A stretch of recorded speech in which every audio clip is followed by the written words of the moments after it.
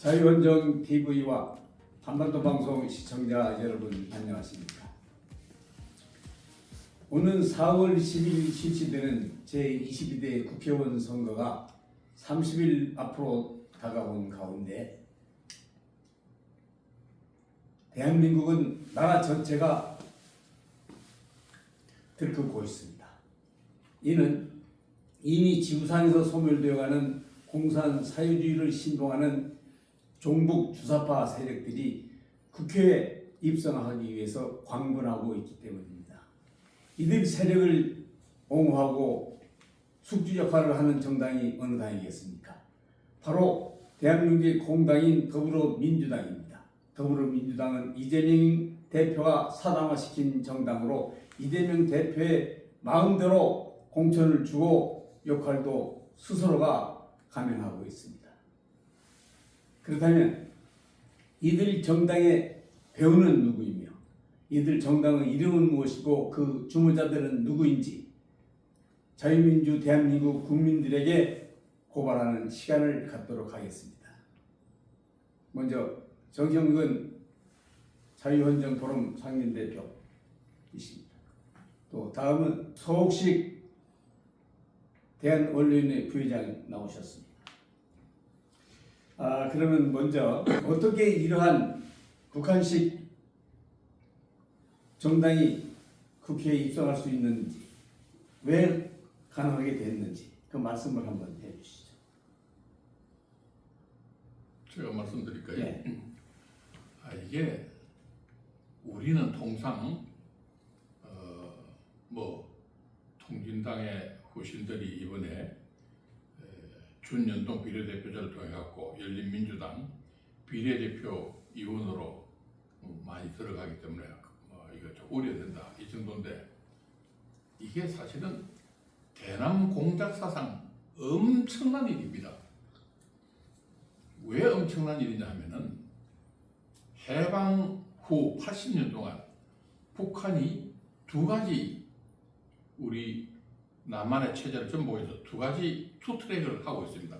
하나는 전면 남침을 통해 가지고 대한민국을 뒤엎는 거고, 하나는 합법 대남 공작을 통해 합법적으로 대한민국 체제를 전복시키는 건데, 후자인 대남 공작을 통해 가지고 전복시키는 것은 뭘 가지고 하느냐 하면은 합법 정당을 대한민국에서 만들어서 국회에 입성시키는 겁니다. 이거는 80년 동안 지금까지 하나도 변하지 않았습니다. 여러분 인혁당, 통역당 그런 여러 가지 난민전 사건을 있어도 한결같이 국회에 넣으려고 국회에 입성하려고 했는데, 이게 놀랍게도 2014년입니까? 통진당이 이석기 대표를 통해 갖고 국회의원이 이 지역구에서 비례 하나가 7명이 들어갔습니다. 그때도 민주당이 전부 다 양보하고 연합해가지고 들어갔는데, 그러고 나서 이 통진당이 위원장당으로 해갖고 해산됐습니다.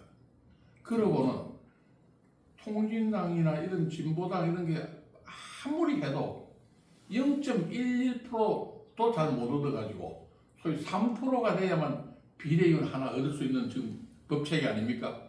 죽어도 들어갈 수 없는데, 이재명 민주당 대표의 대결단에 따라서 이번에 소위 그 통진당의 후신인 진보당에서 6명이 입성을 할 수 있게 되었고, 그 외에도 플러스 알파가 굉장히 많은데, 이것이 들어간다는 것은 북한이 드디어 북한 합법 정당을 국회에 넣어서 정권을 뒤흔다는 북한의 공작이 거의 80% 이상 성공했다는, 그야말로 대남 공작 사상 쾌거요 어마어마한 역사적 의미를 갖고 있다는 것을 저는 말씀드리지 않을 수 없습니다. 그렇다면 헌재에서 위원정당으로 이미 낙인이 찍혔으면은 그 낙인 찍힌 정당은 그 강령이나 그 당명이나 또 거기에 가담했던 사람들은 다시는 그 당에 활동을 못하게 되어 있는데, 서옥식 회장 어떻습니까? 왜 그것이 용인되는 것이죠?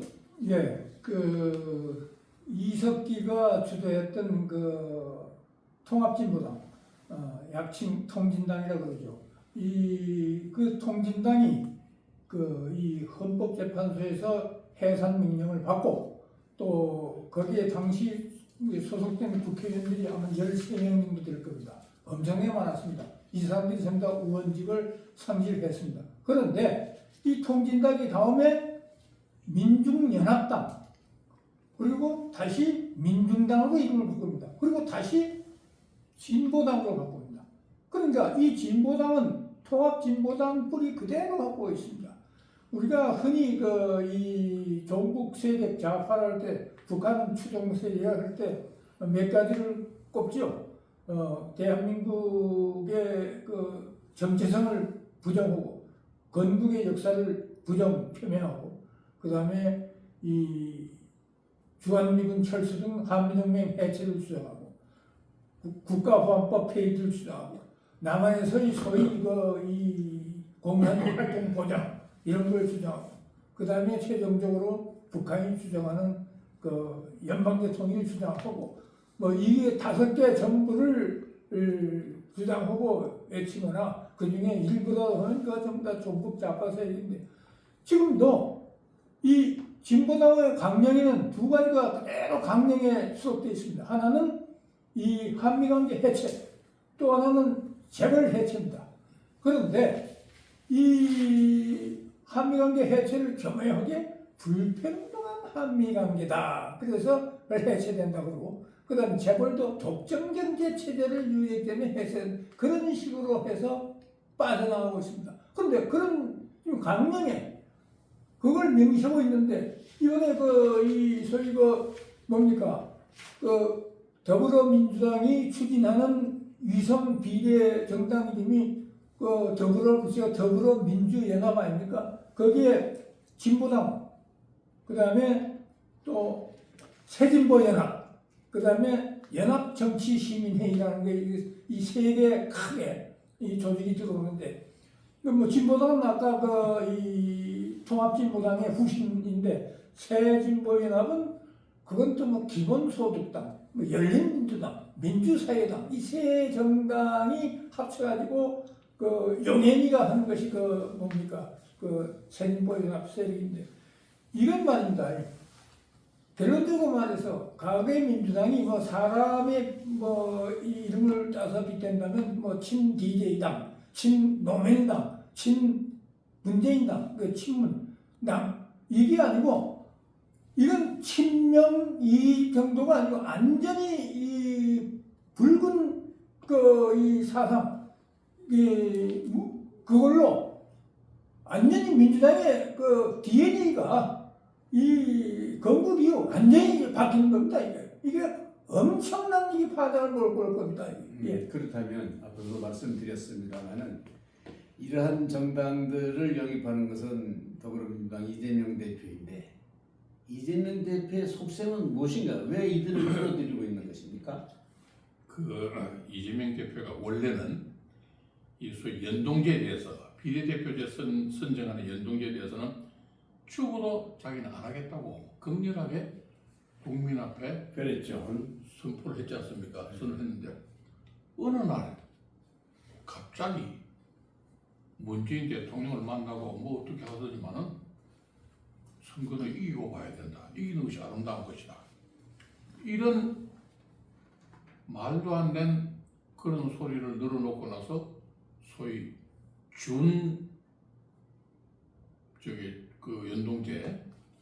준연동제 비례 연동제를 나는 택하게 노력해갖고 준비례 연동제를 졸지에 선포를 했습니다. 그러고는 누구하고 손을 잡았냐면은 우리 서 의원께서 말씀하신 대로 이 진보당은 동부연합 통진당이 이게 이름을 계속 바꿔가 와가지고 사람은 그대로 있고 정신도 그대로 우리는 통진당의 가치와 우리가 정신을 그대로 섬기하지만 그 후신은 아니다. 저가 스스로 자인을 하는 그런 진보당하고 주로 손을 잡습니다. 네. 물론 여기는 새 진보연합도 있고 뭐 시민회 회의 대표인데 그게 또 뭐 그나물에 그거는 또 비슷한 사람들이 답니다. 그 사람들 10명을 비례대표 30명 중에 당선될 수 있는 20권 안에 10명을 갖다 배치하기 때문에 10명은 확실히 들어가고 지역구도 지금 통진당은 2명 들어가는데 진보당은 놀랄만한 일은 이것뿐만이 아닙니다. 민주당과 진보당이 지역구에 소위 대구, 경북, 호남을 빼고는 전부 1대1 경선을 한다고 이렇게 생각을 했습니다.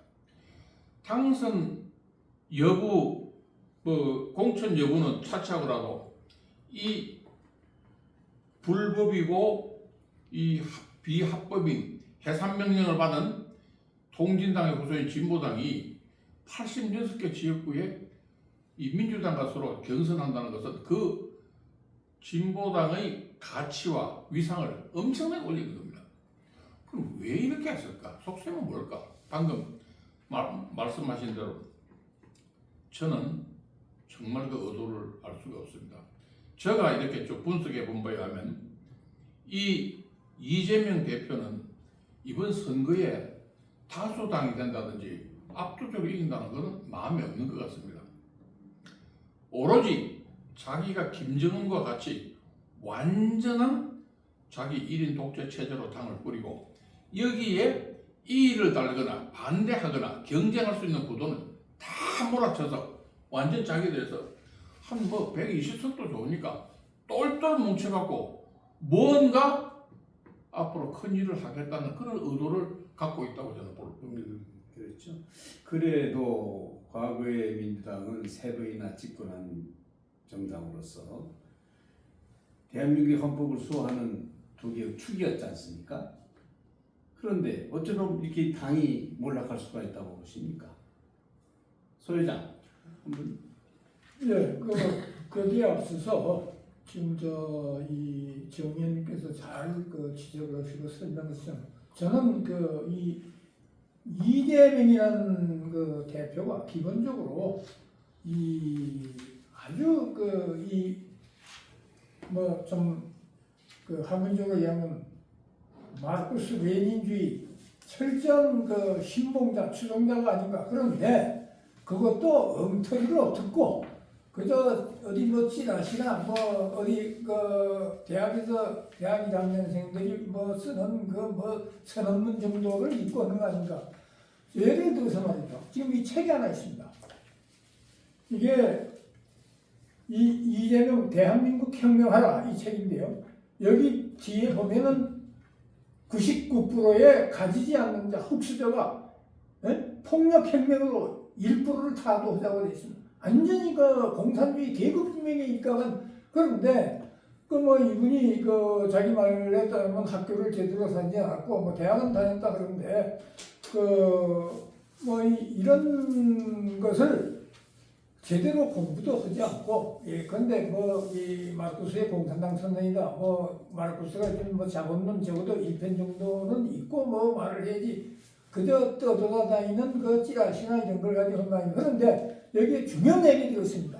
대한민국은 99%의 흑수저, 가지지 않는 자와 1%의 금수저, 가진 자로 구성되기 때문에 이 1%의 가진 자가 폭력혁명을 통해서 99%를 타도하고 새로운 나라를 세워야 되는 거 됐습니다. 무시무시한 이게 공산주의의 소위 역사 발전 5단계로 자기들이 주장한 황당한 논리인데요. 근데 원시 공산사에서도 이 계급 투쟁을 설명합니다. 착취 개념으로 수렵체 식물을 채취하고 동물을 그건 자연에 대한 착취로 설명합니다. 그 다음에 고대 노예제, 주인이 노예를 부리는 착취. 그 다음에 중세 봉건제. 근데 이 영주가 농노를 착취하는 구조. 그 다음에 산업혁명 이후 자본가, 기업가가 노동자를 착취하는 구조. 그래서 이런 착취 구조를 때려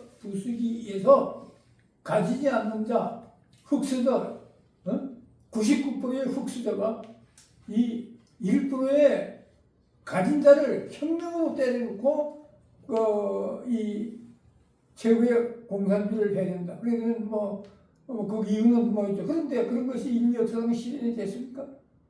완전히 실현되지 않죠. 그 개국혁명, 오히려 사랑, 타협, 대화, 이런 것이 인류 역사를 주도했죠. 그래서 이 공산주의자는 뭡니까? 중세의 십자군 전쟁, 징기스칸의 몽골 정벌, 1차 대전, 이것도 계급투쟁 전쟁을 설명합니다. 그러니까 설명이 됩니까? 그게 가진 자고 가지지 않는 전쟁입니까? 이런 황당한 논리가 여기 들어올 거예요. 그래서 이재명이가 보면요, 자기가 그 경선 후보로 나섰을 때 대통령 2017년 여러 가지 내용이 나옵니다. 가장 큰 건 자기가 2021년 2017년 7월 달에 안동 264 기념관에 가서는 대한민국은 친일파하고 이 미제국주의 세력이 합작해서 세운 나라다. 그래서 메가더는 점령군입니다. 이 메가더 점령군이라는 친일의 협약에 나오면 행정용어입니다.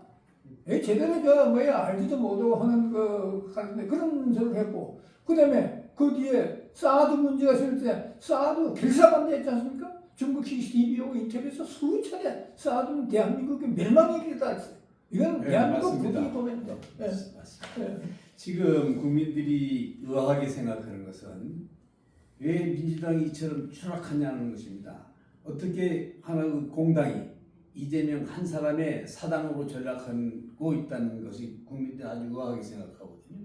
이 당내에서 반대하는 의견은 없습니까? 자, 정대철 헌정 회장도 있고 정세균, 김부겸 전 총리들도 있고 왜 이해찬 전 대표도 있는데 왜 이러한 이재명의 사당을 막지 못하고 이렇게 민주당이 추락하게 되는 것이죠? 아주 지금 사회자 말씀에 공감을 하는데 이 이순실 간첩 사건이 사실 우리 해방 후에 이순실은 북한에서 정치 후보위원 서열 22위입니다. 최대 간첩 사건인데 그 이순실의 지령 과학 중에 가장 중요한 것이 당을 만들어냅니다. 그래서 민중당을 만들었습니다. 황인호하고 이쪽 제가 민중당을 만드는데 황인호입니까? 예, 황인호. 간첩 사건으로 예, 그렇습니다. 현대간 접종하는 예, 그렇습니다. 민중당을 만드는데 이 공교롭게도 이 통진당이 없어지고 나서 후신이 민중당이라는 이름을 거쳐서 진보당으로 왔습니다. 근데 북한은 무슨 수를 써라도 오로지 진보당이 원내에 진입하는 것이 수건 사업이라고 이야기를 합니다. 최근에 여러분 알겠지만 대간첩 사건이 4개나 터졌습니다. 하나는 창원 간첩단 사건, 하나는 청주 간첩단 사건, 하나는 제주 간첩단 사건, 하나는 한총련 간첩단 사건인데 그 간첩단 사건의 지령을 보면은 어쨌든 어떤이든 진보당을 지원하고 진보당에 들어가라 하는데 이게 지금 아까 말씀대로 완전히 성공되었습니다. 그동안에 북한이 대남 공작 사업을 하는데 가장 걸림돌은 소위 안기부 국정원 해산하라 해체하라. 둘째는 국정원의 수사권을 완전히 없애도록 해라. 그리고 국가보안법 이것을 갖다가 없애도록 하라. 이런 지령을 계속 내는데 이것이 거의 다 성공했습니다. 지금 간첩 수사 할 수 없지요. 아무도 간첩 수사. 그렇죠. 지금 경찰은 박종철 트라우마 때문에 수사 실제 사실 못합니다. 수사를 못하지요. 국정원이 수사권이 없으니까 경찰이 한다고 그거 완전히 수사 못하고 해제됐죠. 잡을 사람이 없습니다. 그 다음에 7조도 국가보안 문제는 7조도 이걸 요건을 강화하고 없앨 거 없어 떠다 붙여갖고 이게 적용도 할 수 없는 반신불수가 됐습니다. 더구나 세계 어느 나라를 방문하고 있는 간첩에 대해서 감청할 수 있는 그러한 능력도 전부 다 없애고 전에 민주당에서는 그야말로 59명인가가 전부 다 안기부가 칼기 폭발을 갖다가 안기부가 주도했다. 저것은 북한이었다는 거짓이라고 온 진정성명인데 지금 설금 이거 꼬리 감추가 없습니다.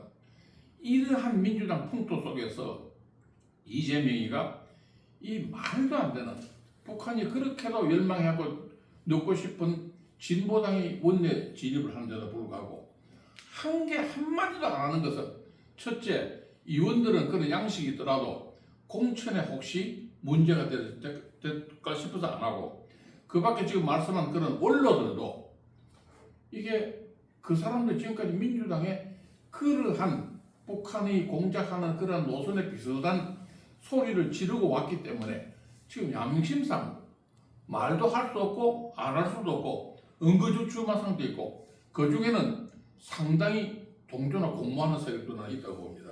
그래서 그렇죠. 이게 이재명이가 뭔가 사명감을 가지고 추구하는 목적에 이 사람들이 동조하는 것이 아닌가 저는 그렇게 봅니다. 서 회장님, 예, 그러면 이들 세력이 국회에 입성을 하면 예. 국회는 어떻게 될 것 같습니까? 완전히 이제 빨간 불이 드는 거죠. 그 이것도 좀 이재명의 붉은 혁명론이거든요. 그런데 지금 이제 정의님께서 이 옛날 안기부 지금 국장님께서 이 간첩 이 잡는데 아주 획획한 공을 서울서 잘하기 때문에 제가 하나 이제 말씀을 안 하시기 때문에 하나 생각나는 게 있어. 그 항인호가 여기 남한에서 중부 지역당 하면서 남한에서 북한 노동당에 가입한 사람입니다. 원사를 써가지고. 그러면 이게 1990년에 그 북한 권력서열 22인 그 이선식이가 내려옵니다. 그래서 이제 항인호가 보시면 항인호가 지난 대선 경선 때 이재명이 지원단체의 멤버입니다. 그렇죠. 거기 분명히 들어가 있습니다. 그리고 그 항인호도 들어가 있고 누가 누구였냐? 북한을 7번 방문하고 김일성이를 5번 만나고 25만 불을 받았다는 그 뭐 안기부 조사에 나오니까요. 거기 유명한 그 소설가 한국에 계십니까?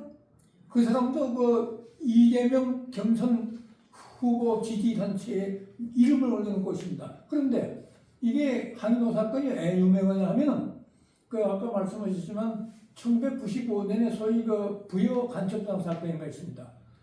이 사람들이 이미 이선식은 그보다 5년 전에 앞서서 암약을 후었고 뭐 서울 뭐 어디 뭐 전주 뭐 어디 이러면서 암약을 했는데 그 이선식이 오고 항인호는 여기서 한 그 사실 간첩행위냐고 이 사람들을 데리고 얼북하라는 그 지시를 받고 김동식이 박강남이 이 두 사람이 그 해주에서 은밀히 배를 타고 이 부여에 도착해서 거기서 이제 암약해서 활동을 하는데 박강남은 그때 경찰 그 은퇴 총 맞아 죽었을 겁니다. 근데 그 사건에서 경찰관도 3명도 총을 맞아 죽었습니다. 그게 부여 간첩 사건인데 이 거기에 그 관련된 그 뒤에 항인호가 이재명이 그 후원단체에 이름을 올렸답니다. 항인호. 그런데 잠깐만 한마디 더요. 이 당시 그 김동식이가 냈을 때 이 친구들이 전대협 1기 의장이자 고려대학교 학생 총회장 그다음에 서대부 의장인 이인영이 하고 연세대학교 당시 그 전대협 간부인 우상호를 만났습니다. 그 안기부 기록에 나옵니다. 예.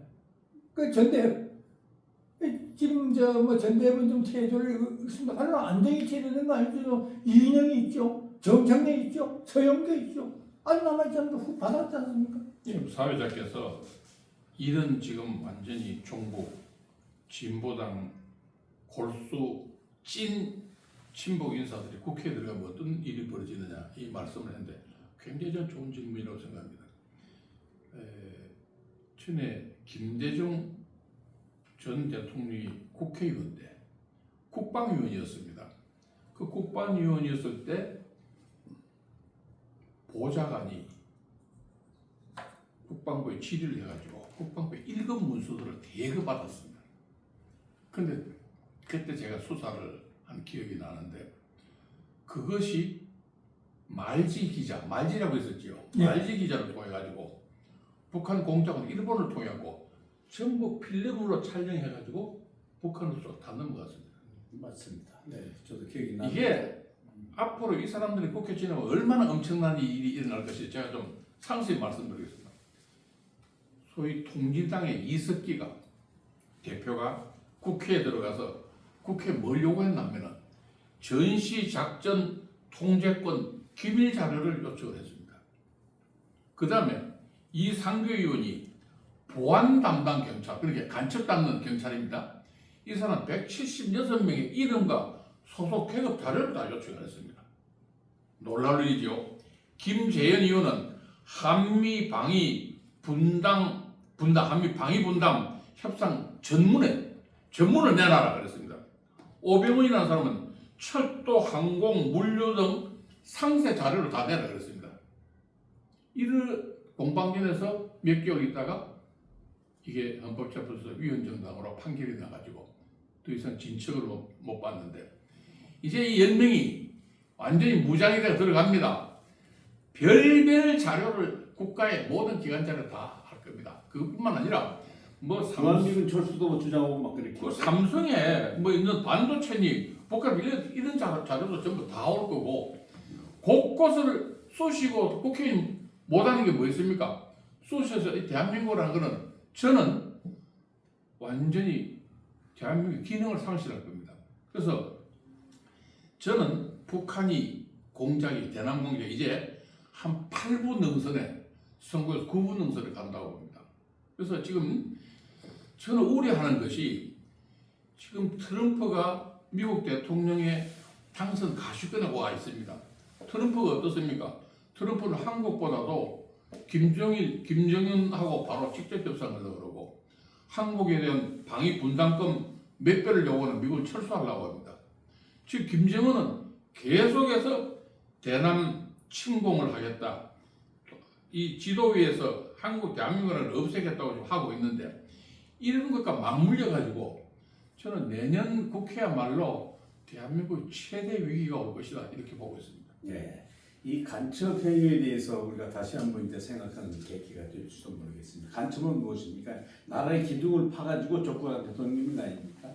그래서 간첩 행위를 해서 복역한 사람은 만기 출소가 있어서는 안 돼야 된다고 생각합니다. 왜냐하면 제가 16대 국회에서 지적한 바가 있는데요. 황인호 간첩이 만기 출소하면서 몸수색 끝에 항문에서 15cm의 이 얇은 테이프를 찾아낸 제가 기억이 납니다.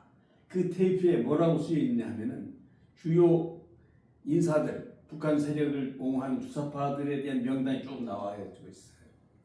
이 사람들을 지금 안기부에, 그때 당시 안기부인데 안기부에서 추적 중에 있으니 조심하라는 이게 북한 지령을 전해준 것입니다. 그래서 그런데 이러한 황인호 일당들이 이재명 대표의 선거 캠페인에 있거든요. 지금도 있습니다.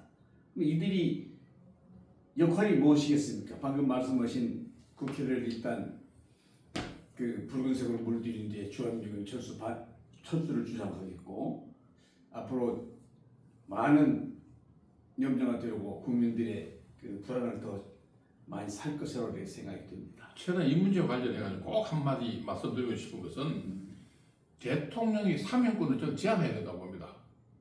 지금 대통령 사면권이 무분별하게 너무 남용되는데 김대중 대통령 때는 어떻게 했느냐? 19살 때 포섭이 돼가지고 철도청에 가서 철도청을 폭파하려고 하다가 검거된 아주 순간첩도 몇 년 복역 안 했는데 전부 석방 다 시켜 사면으로 많은 간첩들이 전부 사면으로 석방돼 그 사람들이 지금 다 활동하고 있습니다. 심지어 무니카는 북한에서 풀어달라고 요구해갖고 이걸 받아들여갖고 무니카는 풀었습니다. 무니카는 지금 아들이 뭐 하고 있죠 지금 아마. 문성근이가 있습니다. 예.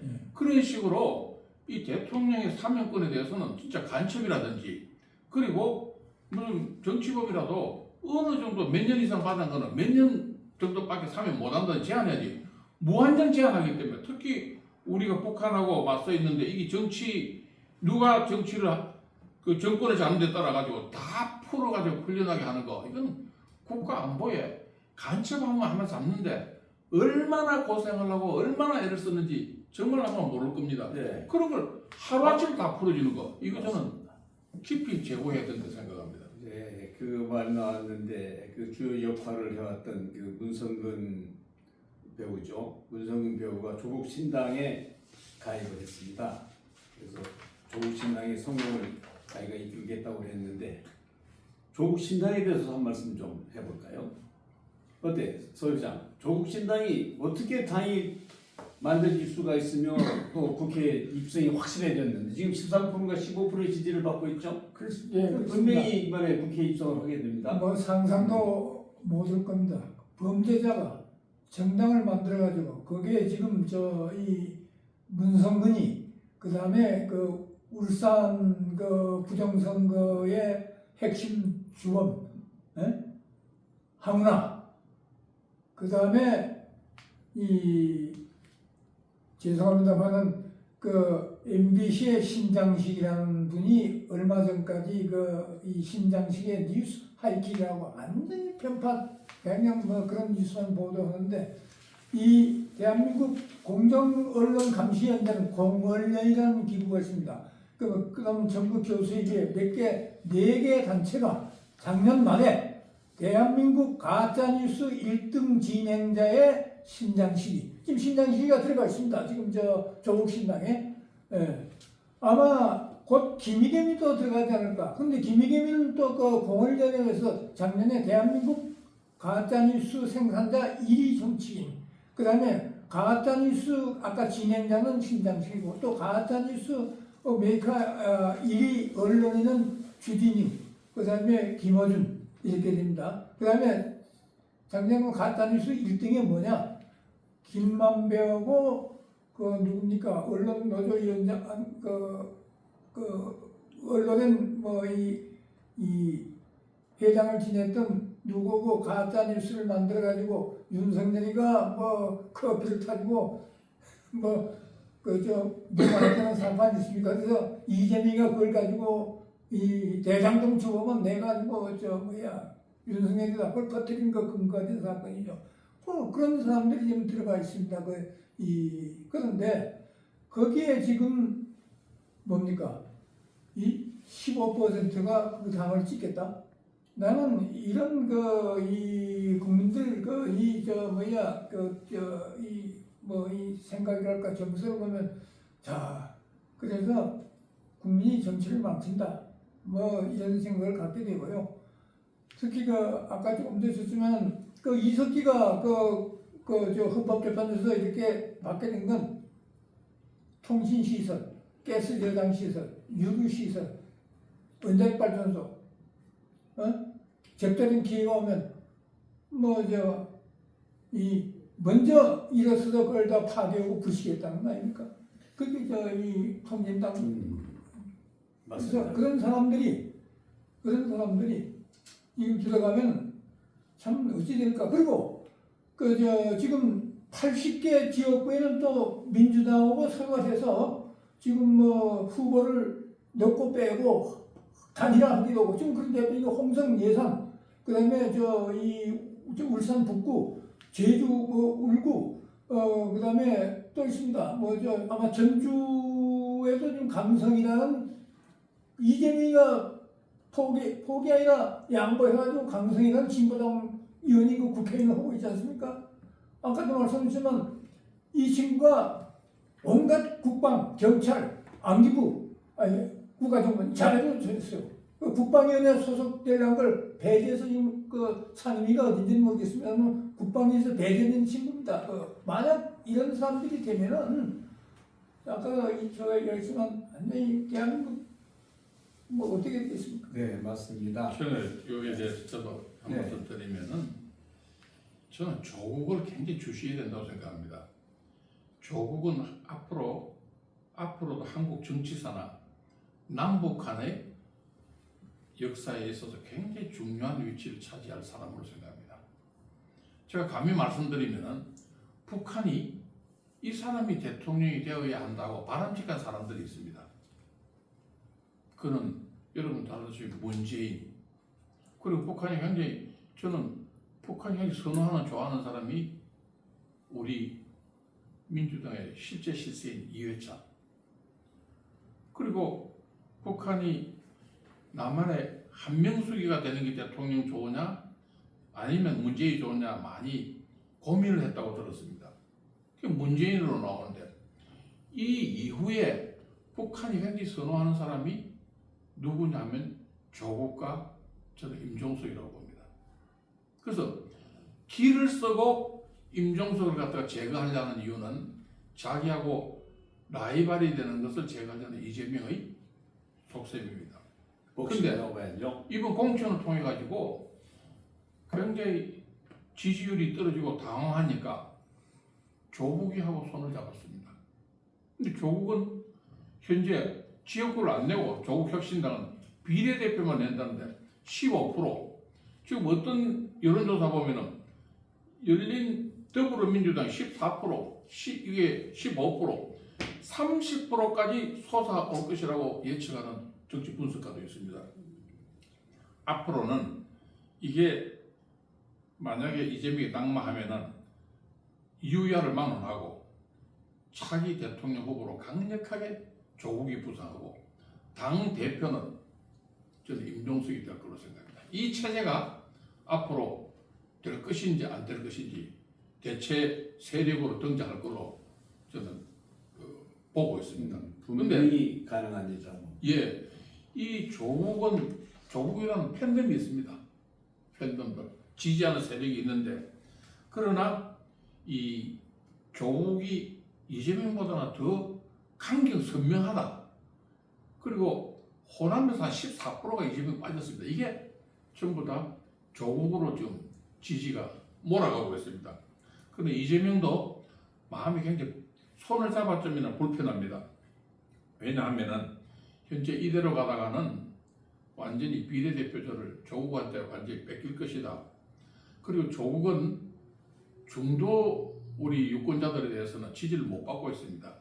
왜냐하면은 그 여러 가지 뭐 입학 시험에 자기 아들들 그 한 행위, 자식들에 대한 행위라든지 이런 여러 가지 지지를 못 받기 때문에 조국을 손잡는 한 중도 확장이라는 게 사실 어렵습니다. 그래서 여러 가지 앞으로 선거 후에는 조국이 자기를 대체할 것이라는 불안감 이런 것들 불편한 동거를 하고 있는데 이 조국과 임종석과 이재명 간의 이 역학 구도는 앞으로 우리가 주의 깊게 보아야 할 그런 관점 포인트가 되지 않겠나 이런 생각입니다. 네, 맞습니다. 정확한 말씀이신데 조국 신당, 조국이라는 분은 이게 실형을 선고받은 사람이지 않습니까? 근데 어떻게 이게 가능할까요? 어떤 결과가 어떻게 나올 것 같습니까? 아마 국회에 입성한 뒤에 이 문제가 또 다시금 불거지겠죠?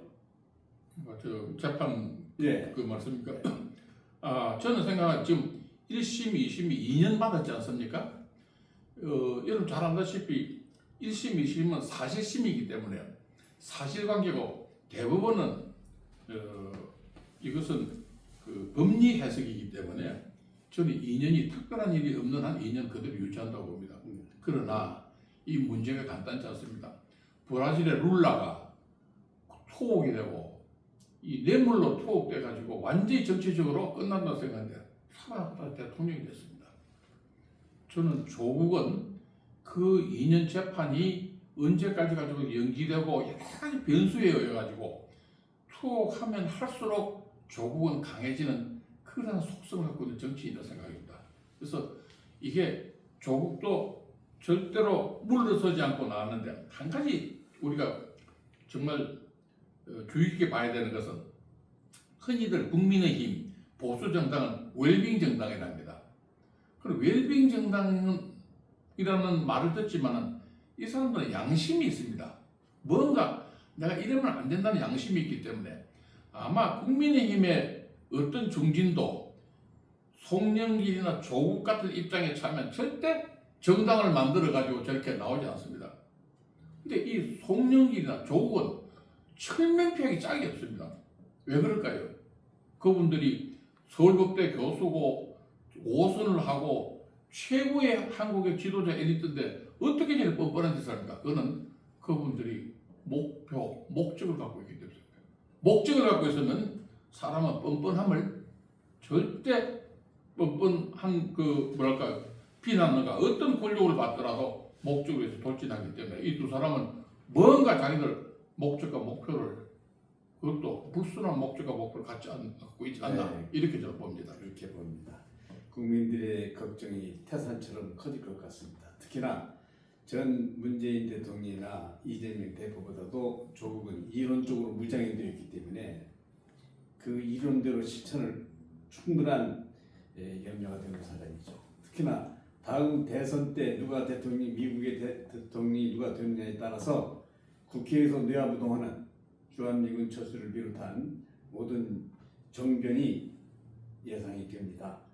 그 점에 대해서는 또 한 말씀 소유장. 예, 좀 그 점을 드리기 전에 이번에 이제 그 비례 이성 정당에서 선출된 국회의원이 46명 아닙니까? 지난번 선거 때는 47명인데 1명이 있었어요. 46명이죠. 네. 그래서 이 지금 국민의힘이나 민주당은 자기들이 그 당선시킬 수 있는 그 의석수를 각각 20석으로 본 것 같아요. 이 준연동제가 붙었기 때문에 예. 50%예요. 50%. 예. 그런데 그 지금 이제 민주당의 진보당에서 3사람, 이게 통진당 후신입니다. 그다음에 새진보연합, 뭐 기본소득당을 포함해서 3개 정당이 합쳐가지고 하는 게 거기서 또 3명.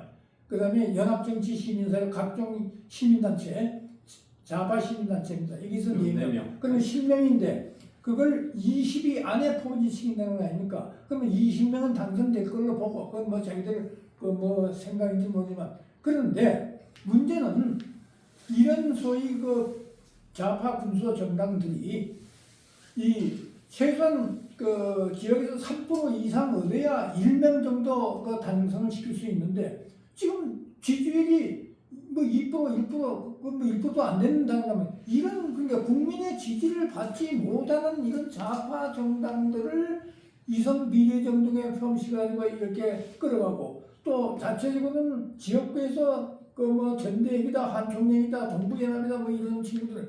예, 근데 작년에 그 이재명이가 다음 혁신위원장으로 영입했던 이래강이라고 뭐 한 사람 있죠. 그 사람이 천안함은 폭친이 아니고 자포겠다. 뭐 미국 잠수함과 붙이다 이런 소리 해가지고 물러났거든요. 이런 적이 나온다. 그동안 지나면 통진당 국회의원 했다가 국회의원이 잘린 김재현이, 이상규 이런 사람이 나온다. 이런 문제가 나오고 지금 조국의 좀 신당에 지금 저 대표적으로 지금 저 이 문성근이 문익환이 아들 그 문익환이 아들이 전라도 강진에서 인민군 학교를 운영하고 있습니다. 대한학교라는 이름으로. 그런데 그 인민군 대한학교라는 이름을 보도에 보면은 졸업식과 입학식 때 부산 문부성에서 축사 기념사를 내던 거네요. 그걸 입고 있다는 거 아닙니까? 그게 사실인지는 모르지만은 지금 그런 그 이 학교를 운영하는 자 그리고 뭐 안되면 100만 밀라를 이렇게 한다 공공이 주는 문성근이가 지금 그 조국이 그 뭐 조국 핵심당으로 이름을 바꿨죠. 조국 신당이라는 말을 못 쓰게 하니까 거기에 들어가서 예 앞으로 이런 사람들이 들어가서 국회의원이 되면은 어떻게 하겠습니까? 아까 강성희 그 진보당 의원이 국방위에 배치 못 시킨 거 이야기를 했는데 큰일 났습니다. 대한민국 뭐 이게 여전히 나도 이것저것 나올 것 같지는 않습니다. 네, 존경하는 국민 여러분, 오늘 토론에서 보고 들으셨던 대로 대한민국의 미래가 풍전등화입니다. 국민들의 걱정도 커집니다.